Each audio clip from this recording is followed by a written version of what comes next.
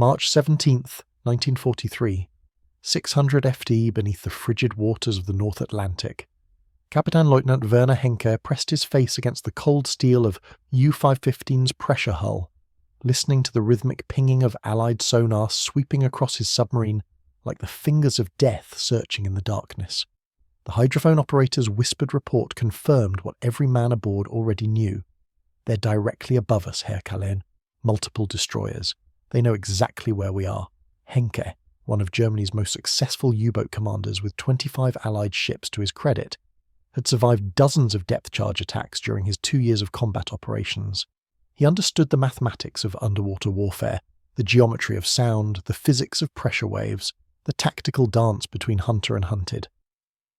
But something had changed in the winter of 1943, something that transformed depth charge attacks from survivable hazards into precisely targeted executions. The destroyers above weren't dropping random patterns anymore. They weren't carpet-bombing areas of probability.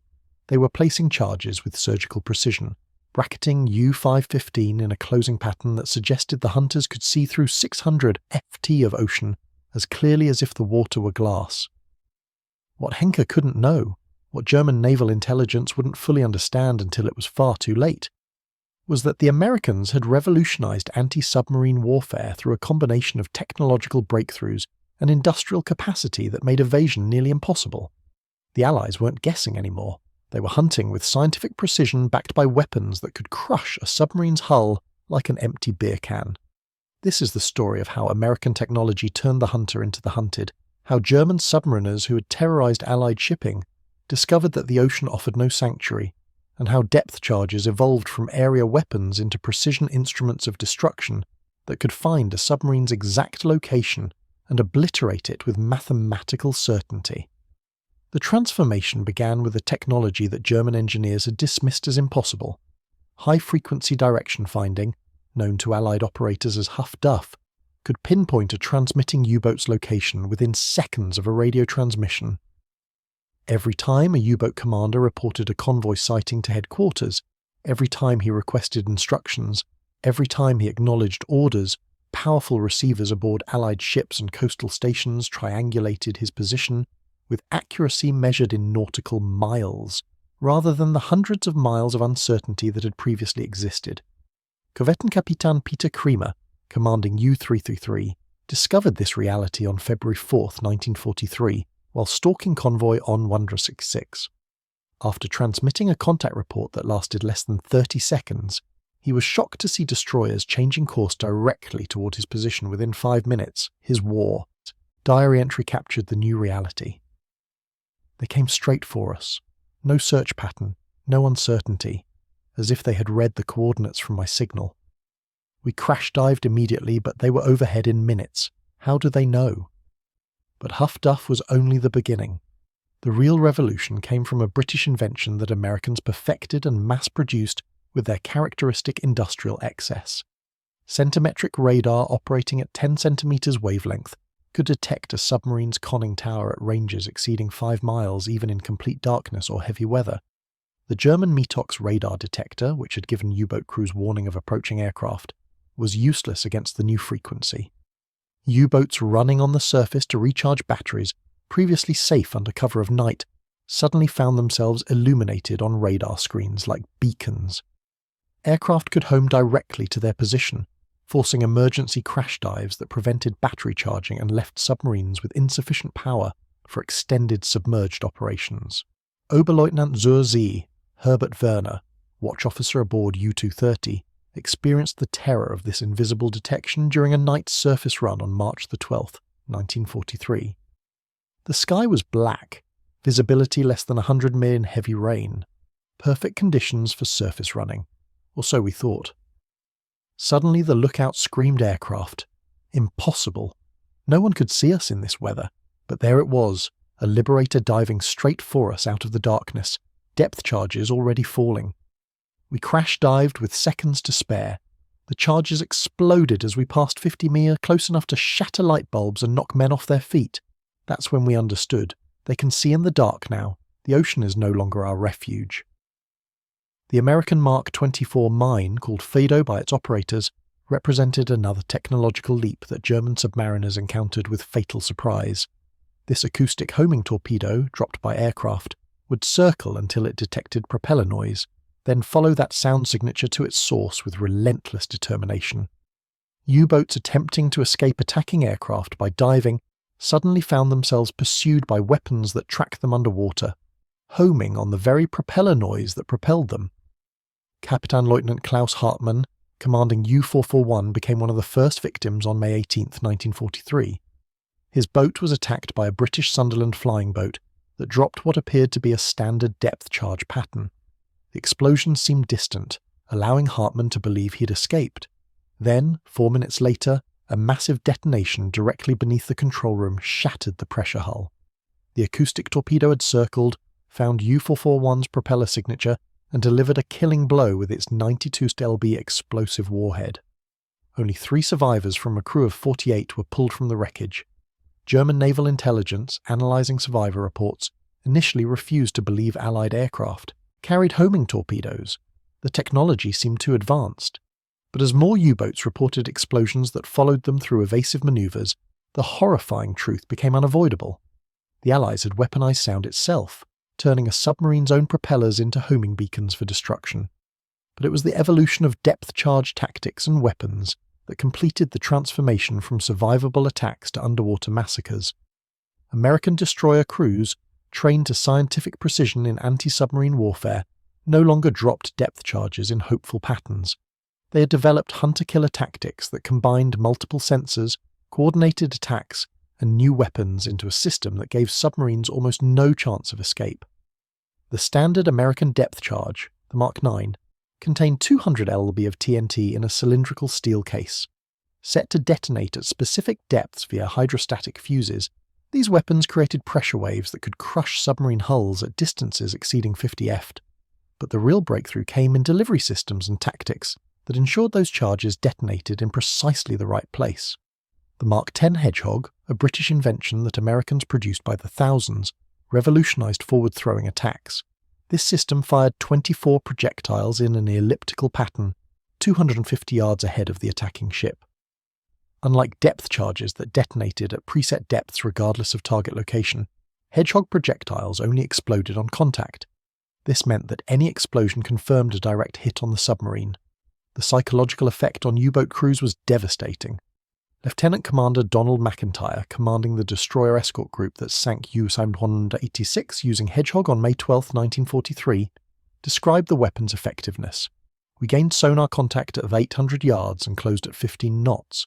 The Hedgehog pattern fired automatically as we crossed the calculated firing point. 24 projectiles arced through the air and splashed into the water in a perfect oval pattern. For 8 seconds, nothing. Then a single, sharp explosion, distinctly different from depth charges. We'd hit her. The submarine surfaced 40 seconds later, bow rising at a steep angle, water pouring from ruptured tanks. She went down stern first in less than a minute. 31 men made it out. The other 24 went down with her, but the Americans weren't satisfied with contact-fused weapons alone. They developed the Mark 24 depth charge, called Zombie, containing 420 lb of TNT, double the standard charge. More importantly, they created tactical doctrines that transformed depth charge attacks from random events into precisely orchestrated bombardments.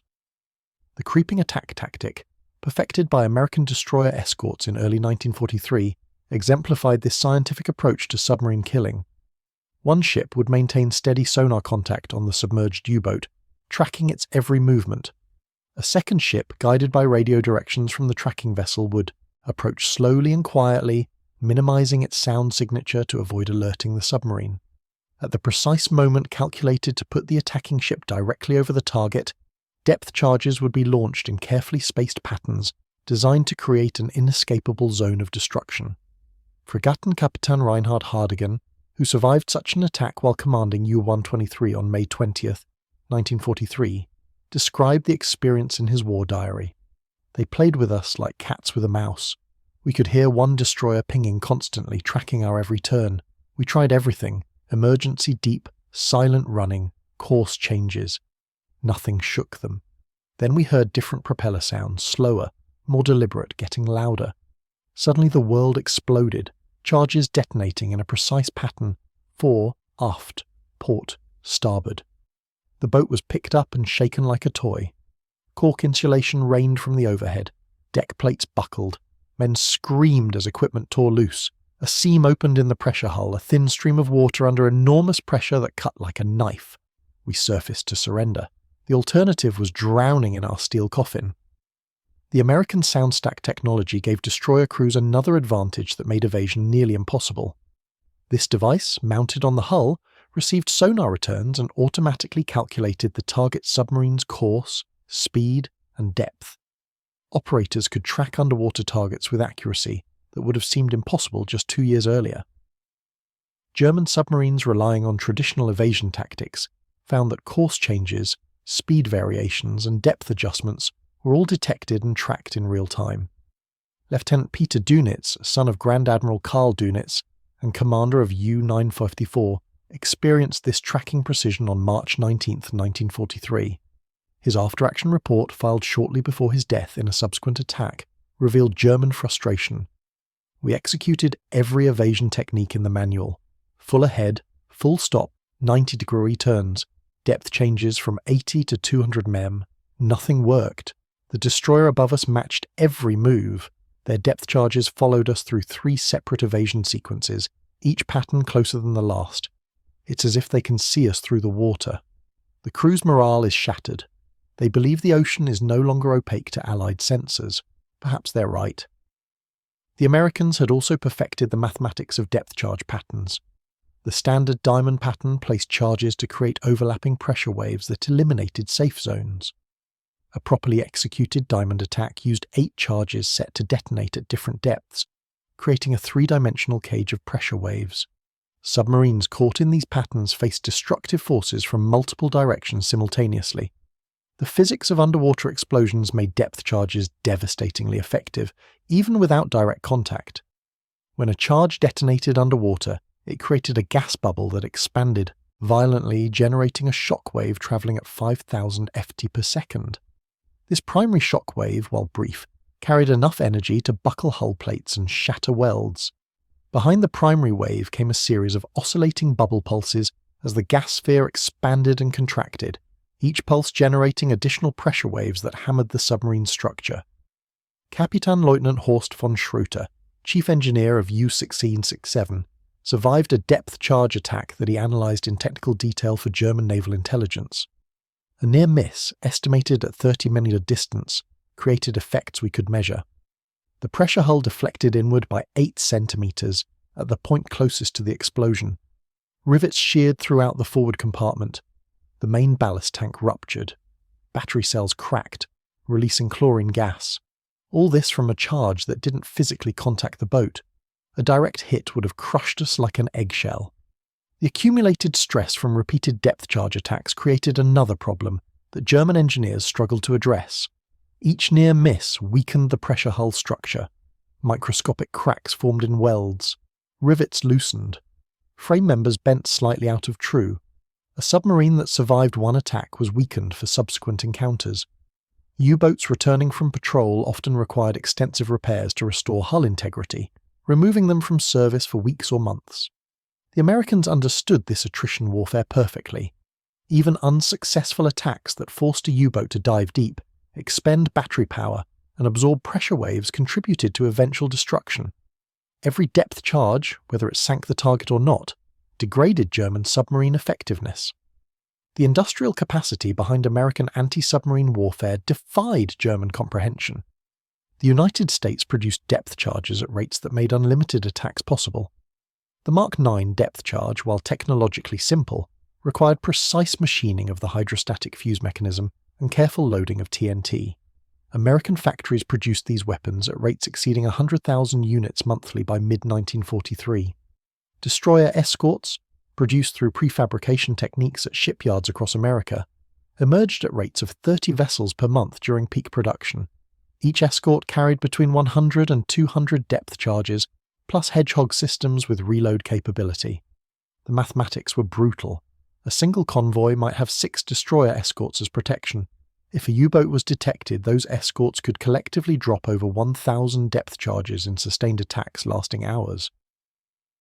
Korvettenkapitan Karl Emmermann, commanding U-172, found himself on the receiving end of such sustained bombardment on March 23, 1943, while attempting to attack convoy HX 229.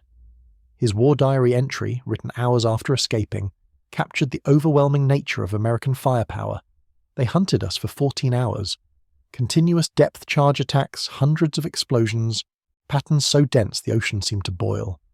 We went deep, 200 meters, beyond safe operating depth. The hull groaned and cracked. Men prayed. Still the charges came, detonating above us, the pressure waves hammering down. We lost count after 300 explosions. Equipment failed throughout the boat. Both periscopes flooded. The depth gauge shattered. Stern planes jammed. We survived by luck alone. They had enough depth charges to sink 10 U-boats. Where do they get such quantities? The answer lay in American industrial mobilization that German planners had fundamentally underestimated. The TNT alone required for depth charge production exceeded Germany's total explosive output. American chemical plants, converted from peacetime production, manufactured military explosives at scales that would have seemed impossible in pre-war planning. The Radford Arsenal in Virginia produced 50 million lb of explosives monthly. The Holston Ordnance Works in Tennessee exceeded 40 million lb monthly. Dozens of similar facilities, built from vacant land in less than 2 years, created an explosive production capacity that Germany couldn't match even if every factory had been devoted to explosives alone. The steel casings for depth charges came from mills running 24 hours daily. The DuPont Chambers Works in New Jersey could produce enough depth charge casings in one day to outfit an entire destroyer escort flotilla. These casings, machined to precise tolerances to ensure reliable detonation, represented sophisticated manufacturing at mass production scale. Even the training of American anti-submarine crews reflected overwhelming resource commitment. Destroyer escort crews trained at facilities that replicated combat conditions with remarkable fidelity. The Submarine Chaser Training Center in Miami used captured German submarines as target vessels, teaching American crews exactly how U-boats behaved underwater. Sonar operators practiced on actual submarines until they could identify different boat types by sound signature alone. The creeping attack was rehearsed until coordination between tracking and attacking vessels became automatic. Hedgehog teams practiced until they could fire patterns with accuracy measured in yards. Every American destroyer escort that reached the Atlantic carried a crew trained to standards that German U-boat commanders respected and feared. Lieutenant Commander Howard Gilmore, commanding USS England, exemplified this training advantage. His ship, part of a hunter-killer group operating in the Atlantic in May 1943, sank 6 U-boats in 12 days using Hedgehog attacks. The precision required to achieve this record reflected both technical excellence and training that German crews couldn't match. Kapitänleutnant Siegfried von Forstner, commanding U-402, survived an encounter with England's group through sheer luck and exceptional seamanship. His assessment, filed in his patrol report, acknowledged American superiority. The escort group that pursued us operated with coordination we've never seen before. Their sonar operators were exceptional, maintaining contact through our best evasion attempts. Their attack patterns were textbook perfect, charges placed with geometric precision. Only an accident, a thermocline layer that confused their sonar, allowed our escape. These are not the uncertain hunters we faced in 1941. They are professionals executing proven tactics with weapons that work reliably. The ocean is no longer our ally. The introduction of escort carriers, small aircraft carriers accompanying convoys, completed the transformation of the Atlantic from a German hunting ground to an Allied killing zone. These vessels, mass-produced using cargo ship hulls with flight decks added, carried 20 to 30 aircraft that could patrol continuously around convoys. U-boats attempting to reach attack positions found themselves detected and bombed long before they could sight their targets. The Grumman TBF Avenger, the standard American carrier-based torpedo bomber, carried depth charges, acoustic torpedoes, and increasingly sophisticated detection equipment. Its radar could detect a surfaced U-boat at 15 miles. Its magnetic anomaly detector could sense the metal mass of a submerged submarine passing beneath. Combined with Huff-Duff signals from the convoy, these aircraft could locate U-boats, with precision that made surface operations suicidal. Capitan Lieutenant Robert Geise, commanding U-177, experienced the futility of operating against escorted convoys during an attempted attack on convoy UGS-9 in June 1943. We detected the convoy at 30 miles, multiple columns of merchant ships, rich targets. We began our approach submerged, planning to surface after dark for a high-speed attack run. At sunset, we raised the periscope for a navigation fix. An Avenger was orbiting directly over our position. Impossible coincidence. We submerged deep and turned away. The aircraft dropped depth charges that bracketed us perfectly. 4 more aircraft arrived within 20 minutes. We were hunted for 6 hours, forced ever deeper, our batteries dying. We surfaced after midnight, desperate for air and battery charge. An escort destroyer was waiting 3,000 meters away, charging at flank speed, searchlight already illuminating us. We crash-dived and somehow escaped. But the mission was over. We never reached attack position. This pattern repeated in wolf-pack after wolf-pack. U-boats that had terrorized Allied shipping now struggled to reach firing positions. The mathematics of attrition turned against Germany. In March 1943, U-boats sank 108 Allied ships.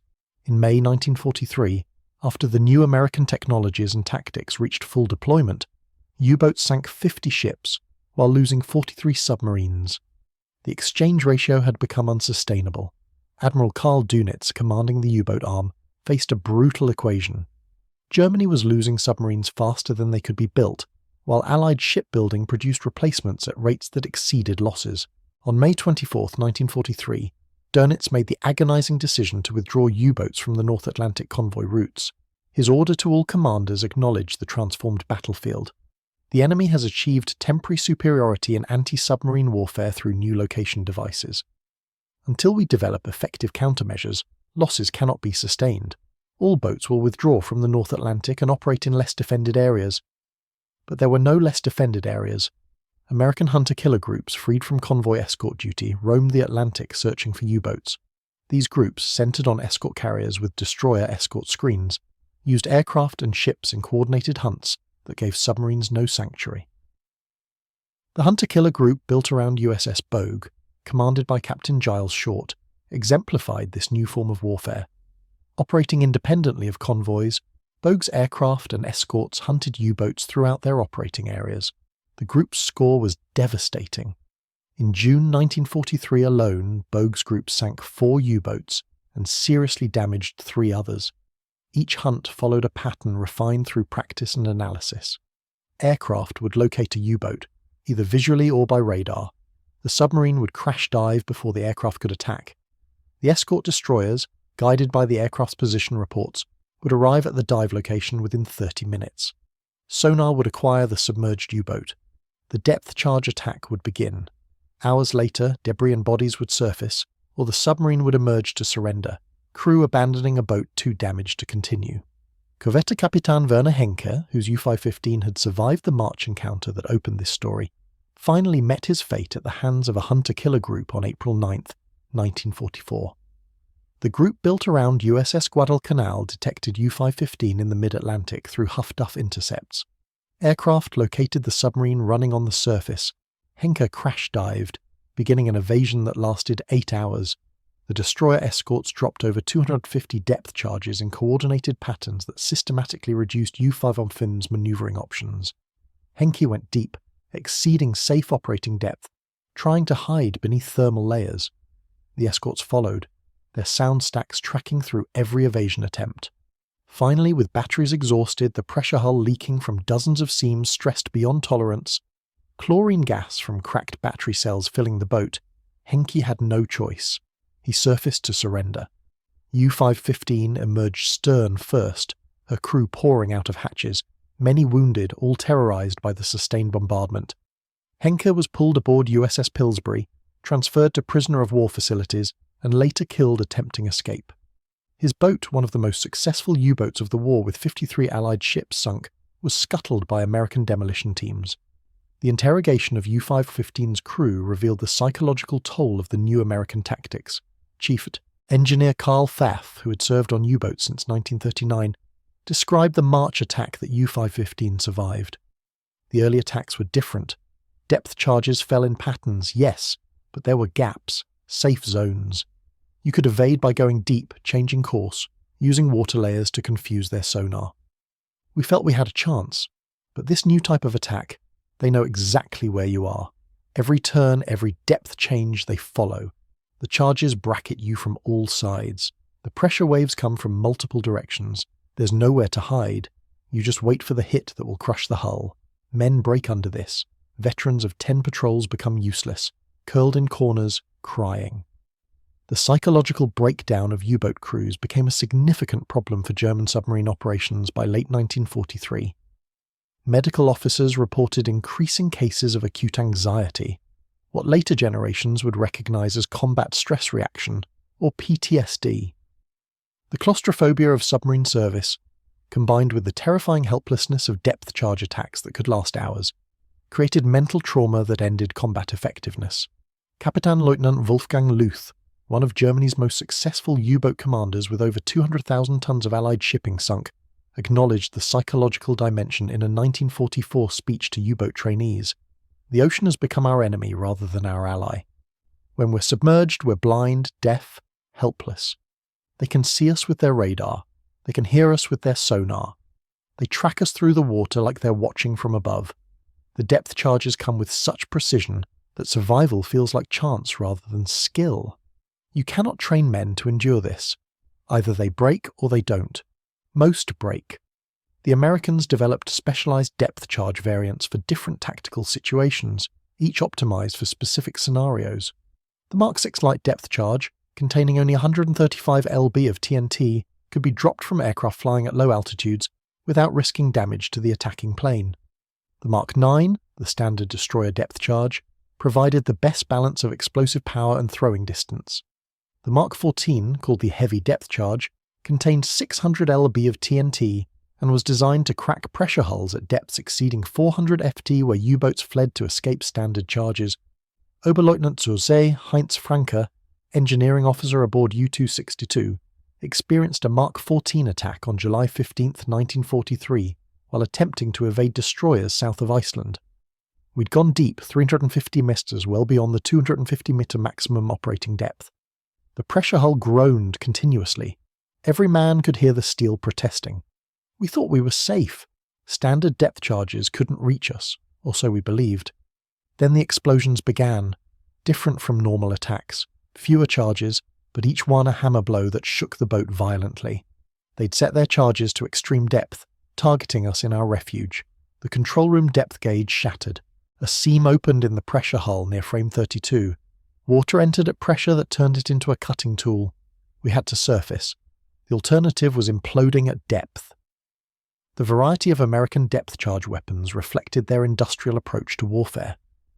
Rather than relying on a single optimal design, they produced multiple variants optimized for different scenarios, giving tactical commanders options for every situation. This flexibility, combined with abundant supply that made unlimited attacks possible, created an environment where German submarines had no tactical answer. The Germans attempted countermeasures, but each one proved inadequate against American technological superiority. The Aphrodite chemical decoy, designed to create a false sonar return, was quickly recognized and ignored by trained American operators. The bold noise-making decoy, ejected from the submarine to draw acoustic torpedoes away, worked only briefly before Americans developed discriminating acoustic torpedoes that ignored stationary noise sources. The Albrick rubber coating, applied to submarine hulls to absorb sonar signals, proved too fragile for operational use, falling off after a few days at sea. The Schnorkel breathing tube, allowing submarines to run diesel engines while submerged at periscope depth, seemed promising.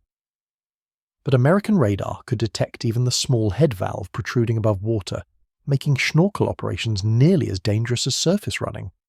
U-boats attempting to cross the Bay of Biscay using schnorkels were systematically detected and attacked by aircraft. Kapitän-Leutnant Klaus Hilgendorf, commanding U-370, was caught using schnorkel on August 23, 1943. We thought we were invisible. The schnorkel valve was barely above water. We were making only 6 knots, minimum noise. Suddenly depth charges exploded directly overhead. A Sunderland flying boat had detected us on radar and attacked before we even knew it was there. The charges ruptured the schnorkel tube, allowing water to flood through the diesel intake into the engine room. We were forced to surface immediately or drown. The aircraft circled above us, radioing our position. We scuttled the boat and surrendered. The schnorkel gave us nothing but false confidence. American aircraft operating in support of convoys and hunter-killer groups carried such diverse sensor suites that submarines had no reliable way to hide. Magnetic anomaly detectors could sense the metal mass of a submarine from beyond FT altitude. Sonar buoys, airdropped listening devices, created acoustic monitoring networks that detected submerged submarines across vast ocean areas. Searchlights called Lee lights with millions of candle power could illuminate surface submarines at night from ranges exceeding 2 miles. The coordination between aircraft and surface vessels reached levels that made escape nearly impossible. A typical sequence would begin with a Huff-Duff fix on a U-boat transmission, accurate to within 25 nautical miles. Aircraft would be vectored to that area, their radar scanning for surface contacts. Upon detection, the aircraft would attack with depth charges or acoustic torpedoes, forcing the submarine underwater. While the submarine was still disoriented from the attack, surface escorts would arrive, guided by the aircraft's position reports. Sonar contact would be established within minutes. The depth charge bombardment would begin. This coordinated hunt could continue for 12 to 18 hours, systematically exhausting the submarine's battery power, compressing its options, forcing it ever deeper until structural failure or battery exhaustion forced it to surface. Fregattenkapitän Erich Topp, one of Germany's most decorated U-boat commanders, described being hunted this way in September 1943 while commanding U-2513. They worked as a team. The aircraft found us at dawn, attacked before we could dive completely. Depth charges exploded around our conning tower as we passed 30 mid-destroyers arrived 20 minutes later. For the next 14 hours, they followed us through every evasion attempt. We went to 300 m. They followed. We reduced to silent running, 2 knots. They maintained contact. We ejected bold decoys. They ignored them. At hour 12, our batteries were nearly depleted. We had no chance of reaching darkness with enough power to surface and escape. At hour 14, a depth charge pattern detonated close enough to crack our pressure hull. Water entered under tremendous pressure. We had minutes before complete flooding. We surfaced and abandoned ship. I was the last man off, watching U-2513 sink by the stern, taking with her our last hope of effective combat operations. The Americans had turned U-boat warfare into an equation we couldn't solve. The industrial statistics behind American anti-submarine warfare revealed the impossibility of German victory through attrition. By July 1943, the United States was producing 2 destroyer escorts per day. The cost of a single destroyer escort, approximately $6 million, was less than half the cost of a U-boat while being far more effective in combat. Germany needed 6 months to build a Type 7 U-boat. America built an equivalent destroyer escort in 5 weeks. More significantly, the exchange ratio had shifted catastrophically against Germany. To sink 1 destroyer escort, Germany typically lost 3 to 4 U-boats in the attempt. Each U-boat carried 50 highly trained crew members whose training had taken 2 years. Each destroyer escort carried 200 crew members trained in 6 months. The mathematics were unsustainable. By late 1944, Germany was scraping together crews for new U-boats by pulling men from other naval services, assigning them to submarines with minimal training. These crews, facing American hunter-killer groups staffed by veterans of hundreds of successful attacks, stood no chance. The casualty rates reflected this mismatch. Of the approximately 40,000 men who served in German U-boats during the war, 28,000 died in action, a 70% fatality rate that exceeded any other branch of service in any military. The vast majority of these deaths occurred after mid-1943, after American anti-submarine warfare reached full effectiveness. The psychological profile of U-boat volunteers changed dramatically during the war. Early volunteers were motivated by adventure, patriotism, and the romance of submarine warfare. By 1944, most U-boat crew members were assigned involuntarily, the submarine service having become known as a death sentence. Pre-mission desertion rates increased throughout 1944, with some boats losing 10 to 15 crew members between commissioning and first patrol. The German Naval High Command attempted to restore morale through propaganda, emphasizing technical improvements in new U-boat designs. The Type 33 Electro boat, with its streamlined hull and massive battery capacity allowing high submerged speeds, was promoted as a war-winning weapon. But these boats entered service too late and in too few numbers to affect the war's outcome. Of 118 Type 26 boats commissioned, only 2 conducted war patrols, neither sinking any Allied vessels. American intelligence, having broken German naval codes through ultra-decryption, tracked U-boat movements in real time. Convoy routes were adjusted to avoid known U-boat patrol lines. Hunter-killer groups were vectored to intercept U-boats in transit. The Germans were fighting an enemy who could read their orders before the U-boats received them. Kapitänleutnant Hans Joachim Schwantke, commanding U-43, became suspicious of Allied capabilities during his final patrol in July 1943. Every time we moved to a new patrol area as ordered, Allied aircraft appeared within hours. It happened 3 times, statistically impossible as coincidence. We began to suspect they were reading our orders, but even this suspicion couldn't help us. We had to follow orders. We had to use radio to report. Every transmission brought destroyers and aircraft. We were hunted creatures, not hunters. The technical evolution of Allied depth charges continued throughout the war. The Mark 24 depth charge, introduced in late 1943, used a new explosive called Torpex that was 50% more powerful than TNT by weight. A 300 lb Torpex charge created destructive effects equivalent to a 450 lb TNT charge. American vessels quickly transitioned to Torpex charges, increasing the lethal radius of each weapon while reducing the weight burden on attacking ships. The fusing systems also evolved. Early depth charges used simple hydrostatic fuses that triggered at preset depths. Later variants incorporated magnetic influence fuses that detected the metal mass of a submarine hull and detonated when in proximity, even if depth setting was slightly off. These proximity fused charges dramatically increased hit probability. Oberleutnant zur See Friedrich Dietz, executive officer of U-257, experienced a proximity fused attack on September 12, 1943. The charges, detonated all around us but at varying depths, some above, some below, some at our exact depth. It was as if they'd set different fuses for each charge, creating a 3-dimensional cage. One charge exploded less than 10 minoles from our starboard beam. The pressure hull buckled inward, crushing the pump room. Men were thrown across compartments. The boat took a 30-degree down angle as the forward trim tanks ruptured. We blew all ballast and surfaced, unable to dive again.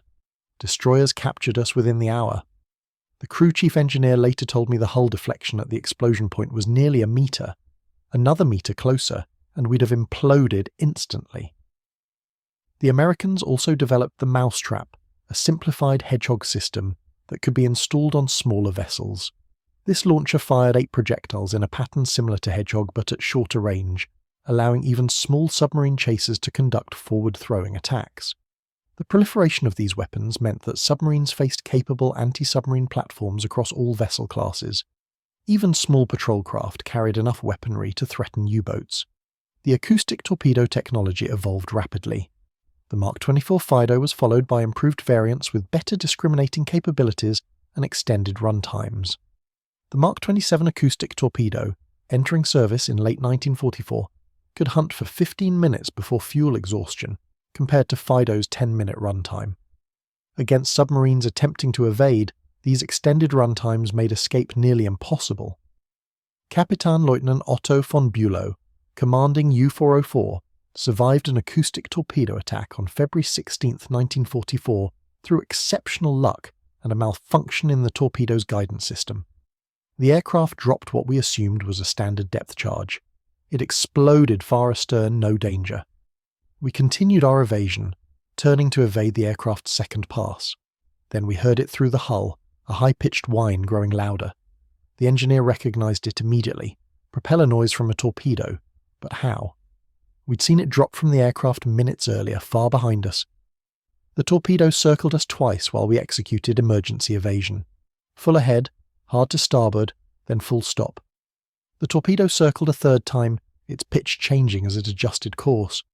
Then the sound faded. Fuel exhaustion or guidance failure we never knew. But we'd heard our death circling us in the darkness. Every man aboard understood we'd survived by chance alone. The The cumulative effect of these technologies and tactics transformed U-boat operations from aggressive commerce raiding to desperate survival attempts. By March 1944, the average U-boat patrol lasted 6 weeks, but resulted in 0 Allied ships sunk. Most patrols ended with the submarine limping back to base, damaged by depth charge attacks, crew exhausted and traumatized, having never reached a firing position against enemy shipping. The training of American anti-submarine warfare crews reached levels of proficiency that German submariners could scarcely comprehend. Sonar operators could identify specific U-boat types by their sound signatures, distinguishing between Type 7 and Type 9 boats by subtle differences in propeller noise and machinery vibration. Experienced operators could even estimate a submarine's remaining battery power by analysing changes in motor noise characteristics. Lieutenant Donald McIntyre, commanding USS Bory during a legendary encounter with U-256 on November 1, 1943, demonstrated this expertise. His sonar operator maintained contact through a 4-hour chase that saw the U-boat execute every evasion technique in the German playbook. Course changes, speed variations, depth changes from 50 to 300 meters, everything was tracked and counted. When U-256 finally surfaced, her captain later stated that he'd believed escape was impossible because the Americans seemed to anticipate every move before he made it. The depth charge patterns themselves evolved into precise geometric arrangements, calculated using analog computers installed aboard attacking vessels. The Mark I anti-submarine attack plotter, introduced in late 1943, automatically calculated the optimal depth charge pattern based on target course, speed, and depth. This removed human error from tactical calculations, ensuring that every attack achieved maximum effectiveness. Korvettenkapitan Ernst Bauer, commanding U-126, experienced an attack directed by automated fire control on December 20, 1943. The precision was inhuman, mechanical. Charges fell in perfect geometric patterns, each one exactly where maximum damage would occur. No wasted weapons, no gaps we could exploit.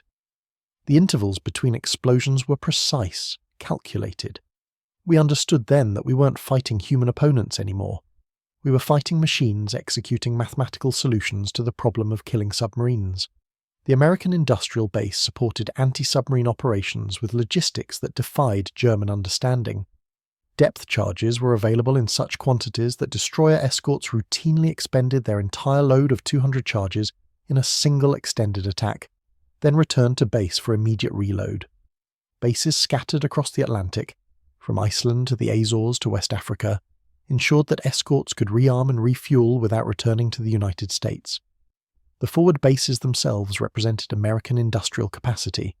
The facility at Argentia, Newfoundland, built from vacant coastline in 1941, could service 30 destroyer escorts simultaneously. Its magazines held 50,000 depth charges. Its fuel depot contained 10 million gallons of naval fuel oil. Similar bases at Londonderry, Northern Ireland and Casablanca, Morocco, created a network of support that allowed continuous anti-submarine operations across the entire Atlantic. German U-boat bases in France, by contrast, struggled with shortages of everything except concrete for bunkers. Depth.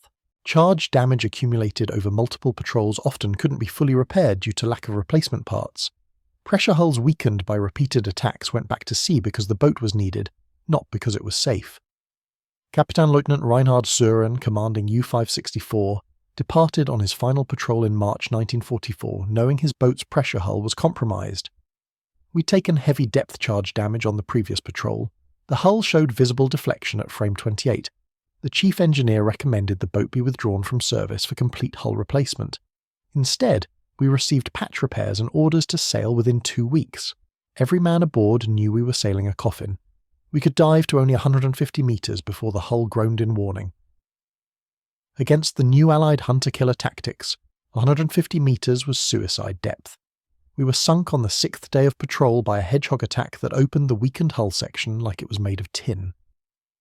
The breaking of the Enigma code gave Allies another overwhelming advantage. U-boat patrol orders, status reports, and tactical communications were read by Allied intelligence, often within hours of transmission.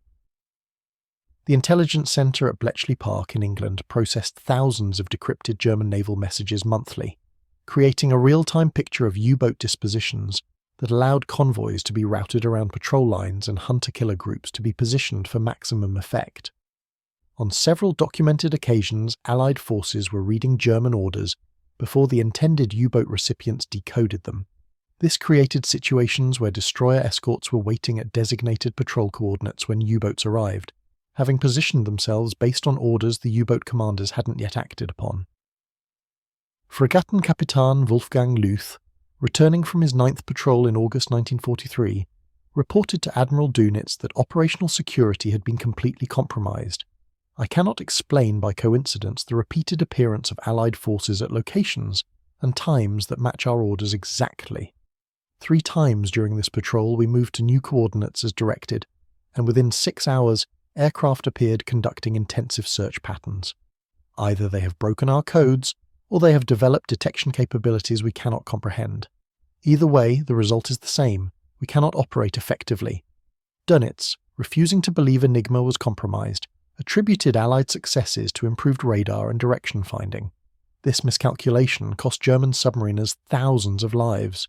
The U-boat command continued using Enigma until war's end, never realizing that every encoded transmission was being read by the enemy. The human cost of depth-charge warfare was horrifying in ways that statistics couldn't capture.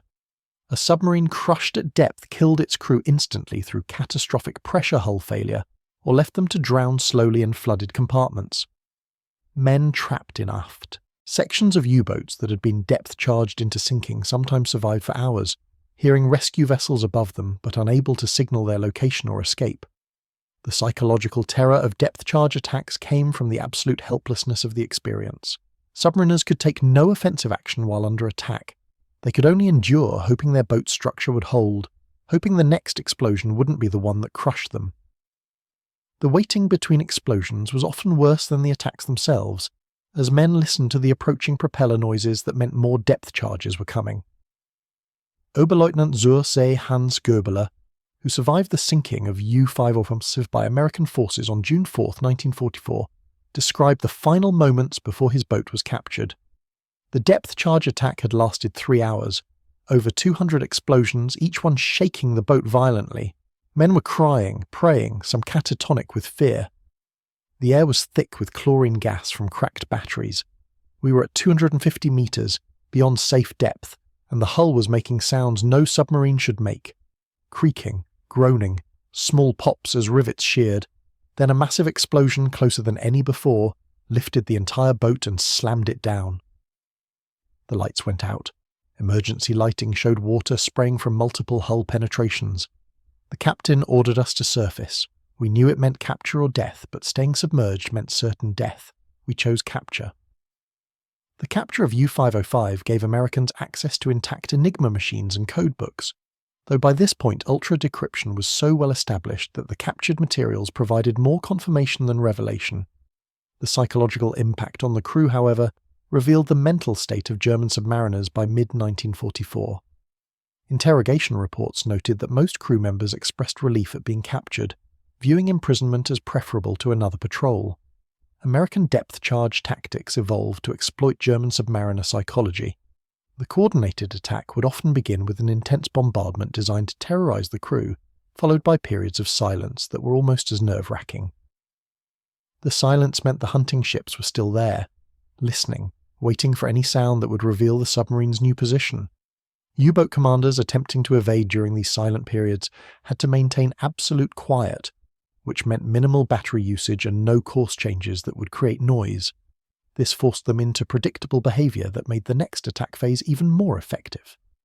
Lieutenant Commander Frederick J. Bell, who commanded multiple successful anti-submarine actions in 1944, explained the psychological dimension. We'd hit them hard with an initial pattern, 20 to 30 charges in a rapid succession. Then we'd go silent, just maintaining sonar contact. They'd hear our propellers slow, hear us moving away. They'd think maybe we'd lost contact. They'd try to creep away quietly. That's when we'd hit them again, proving we'd never lost them. After 3 or 4 cycles of this, their morale would collapse. We could hear them through the hydrophones, machinery noises indicating emergency repairs, sometimes even voices in German carried through the water. They'd surface or we'd keep at it until their batteries died. Either way, we'd win. The development of forward-firing weapons like Hedgehog and Mousetrap eliminated the blind spot that had existed during depth charge runs. Traditional depth charges were rolled off the stern of the attacking ship, meaning the ship had to pass over the submarine's position before attacking. This gave the submarine precious seconds to take evasive action after hearing the attacker's propellers pass overhead. Hedgehog projectiles, fired ahead of the ship while sonar contact was still solid, eliminated this warning and made evasion nearly impossible. Captain Lieutenant Rolf Mutzelberg, commanding U-203, was one of the first U-boat commanders to experience Hedgehog attack. His report, filed in June 1942, warned of the new weapon's effectiveness. They fired while still approaching before passing overhead. We heard splashes ahead of our position, not astern. Explosions came seconds later, close aboard on both sides. No time to react, no warning. Standard evasion techniques are useless against this weapon. If they achieve even approximate accuracy, the submarine cannot survive. Mutzelberg was killed 2 months later when U-203 was sunk by depth charges. His warning about forward-firing weapons proved prescient. By late 1943, Hedgehog-armed escorts were sinking U-boats at twice the rate of conventional depth charge attacks. The acoustic conditions of the Atlantic Ocean became another factor, working against German submarines. The Americans deployed extensive networks of sonar buoys and bottom-mounted hydrophones called SOSUS arrays that created acoustic monitoring coverage across vast ocean areas. U-boats transiting through monitored zones would be detected and tracked even when operating quietly. This information would be relayed to nearby hunter-killer groups, setting up ambushes that submarines couldn't anticipate. The combination of huff-duff, radar, acoustic detection, and ultra-decryption meant that U-boats were operating in an ocean that had become transparent to Allied sensors. The concealment that had made submarine warfare effective was gone. Every attempted transit, every patrol station, every movement was detected, tracked, and countered. By early 1945, U-boat operations had become little more than suicide missions, undertaken by crews who knew survival was unlikely. The statistics were brutal. Of 40 U-boats that departed on patrol in January 1945, 24 were sunk before returning to base. Of the 16 that returned, 12 had sustained damage requiring months of repair. Only 4 boats completed successful patrols, and they collectively sank only 6 Allied merchant ships. The E-exchange ratio had become catastrophic. Germany was losing submarines at a rate that would exhaust all available boats within months, while Allied shipping losses were so minimal they barely affected war production. The Battle of the Atlantic, once Germany's best hope for defeating Britain through starvation, had become a slaughter of German submariners. Gross Admiral Karl Dönitz, who had commanded the U-boat arm since before the war and became Commander-in-Chief of the entire German Navy, finally acknowledged the mathematical impossibility in March 1945. His directive to remaining U-boat commanders was remarkable for its honesty. The enemy has achieved decisive superiority in anti-submarine warfare. Our losses are unsustainable. Surface transit is impossible due to air supremacy. Submerged operations are detected through acoustic methods we cannot counter. Depth charge attacks are conducted with precision that makes survival dependent on chance rather than skill. Continue operations to tie down enemy forces, but understand that return is unlikely. This directive, essentially ordering men to their deaths for minimal strategic benefit, reflected the desperation of Germany's situation. The U-boats that continued operating after March 1945 did so, knowing they were sacrificial pieces in a game already lost. The final U-boat sunk by American forces, U-853, was destroyed on May 6, 1945, less than 48 hours before German surrender. The submarine, commanded by Oberleutnant zur See Helmut Fromsdorf, was detected by sound gear off Block Island, Rhode Island, and attacked by USS Atherton and USS Moberly. The attack followed the now standard pattern: sonar contact, hedgehog attack, depth charge bombardment, pieces of submarine surfacing. All 55 crew members died. They were the last casualties of a battle that Germany had lost 2 years earlier. The interrogation records of captured U-boat commanders revealed the complete transformation in their assessment of depth charge warfare. Early war captives spoke confidently of their ability to evade attacks through skill and tactics, Late war captives spoke of depth charge attacks as unavoidable death sentences that they'd survived through luck alone. Captain Lieutenant Otto Kretschmer, Germany's most successful U-boat ace with 44 ships sunk, was captured in March 1941 before American anti-submarine capabilities reached their peak. In post-war interviews, he reviewed combat reports from 1943 and 1944 with astonishment. The precision of these attacks is beyond anything we experienced in 1941. The coordination between air and surface forces, the accuracy of weapons placement, the sustained nature of bombardments. Had we faced these capabilities in 1940, the U-boat campaign would have ended before it began. We succeeded initially because the Allies didn't know how to hunt us effectively. Once they learned, and once they deployed sufficient technology and resources, the outcome was inevitable. The technological gap extended beyond sensors and weapons to basic industrial capacity. Each American destroyer escort cost approximately $6 million to build and required 6 months from keel laying to commissioning. Each U-boat cost approximately 4 million Reichsmarks, roughly $2 million, but required 18 months to build. The Americans could produce 3 destroyer escorts in the time Germany built 1 U-boat, and the destroyer escort was far more effective in combat. More significantly, the destroyer escort could be operated by partially trained crews and still achieve combat effectiveness, while U-boats required highly skilled crews to be effective. The Americans were producing both the weapons and the trained operators faster than Germany could replace losses. The ammunition expenditure told its own story. In 1944 alone, American forces dropped over 1.5 million depth charges in anti-submarine operations. This represented approximately 300,000 tons of TNT, more explosive than Germany used in all bombing raids on Britain throughout the entire war. The sheer quantity of weapons made extended attacks practical. If a destroyer escort made contact with a U-boat, it could prosecute that contact for 12 to 18 hours, dropping hundreds of charges, confident that ammunition would last longer than the submarine's battery power. German U-boats, by contrast, operated under constant resource constraints.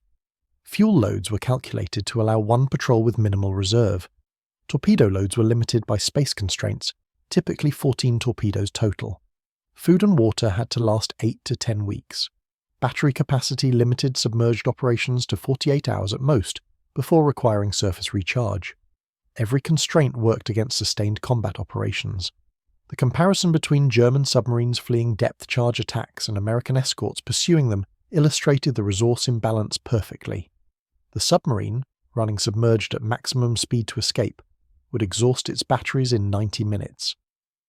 The pursuing destroyer escort, running at 20 knots burning fuel oil, could maintain pursuit for 20 hours before needing to refuel. The submarine had to escape completely or lose. The escort just had to maintain contact until the submarine's batteries died. This endurance advantage, combined with the ability to call in reinforcements and aircraft support, meant that any prolonged engagement favoured the Allies overwhelmingly. German tactical doctrine evolved to emphasise breaking contact quickly, but American sonar technology made this nearly impossible once contact was established. The final statistics of the U-boat war revealed the complete Allied victory.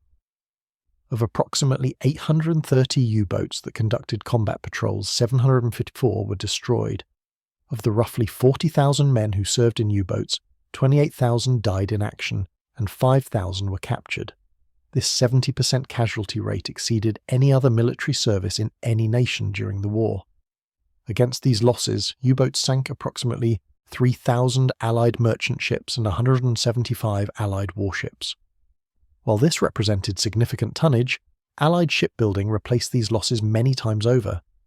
By 1943, American shipyards alone were producing more merchant tonnage monthly than U-boats sank. The transformation of anti-submarine warfare from a relatively even contest in 1941 to a one-sided slaughter by 1944 demonstrated the overwhelming impact of technology and industrial capacity in modern warfare. The Germans had bet on tactical excellence and crew courage to overcome Allied advantages. They discovered that courage without technological parity and resources was insufficient. The depth charge, a relatively simple weapon, became the symbol of this transformation. A steel drum filled with explosives, fitted with a basic depth-setting mechanism, represented technology any industrial nation could produce. What made it devastatingly effective was the system around it. the sensors that detected submarines, the communications that coordinated attacks, the industrial capacity that produced weapons in unlimited quantities, and the training that created crews capable of employing everything with precision. German submariners who survived the war spoke of depth charge attacks with a trauma that persisted for decades. The sound of explosions, the helpless waiting, the knowledge that survival depended on factors beyond their control, all created psychological wounds that never fully healed. Veterans described nightmares of being trapped underwater, of hearing propeller sounds growing closer, of feeling the pressure hull compress around them. The American crews who conducted these attacks rarely spoke of them with satisfaction. Most recognized they were killing trapped men who had no chance to fight back. But they also understood the necessity. U-boats had nearly severed Britain's lifeline in 1942. Only the systematic destruction of the U-boat fleet through relentless hunting had secured the Atlantic and allowed the build-up for D-Day. In the final accounting, American depth charges and the system of sensors, tactics and industrial support behind them achieved what had seemed impossible in 1942. They transformed the Atlantic Ocean from a German hunting ground into a graveyard for U-boats. They did this not through any single technological breakthrough, but through the systematic application of multiple technologies, massive industrial capacity, and training that created professional anti-submarine forces Germany couldn't match. The U-boat crews who laughed at early American anti-submarine efforts in 1942 stopped laughing by 1943. By 1944, they were praying for survival. By 1945, most were dead. The ocean that had concealed them became transparent. The depth charges that had been survivable nuisances became precisely targeted executioners. The war that Germany thought would be won through submarine warfare was lost beneath waves of American depth charges that found their exact location every time.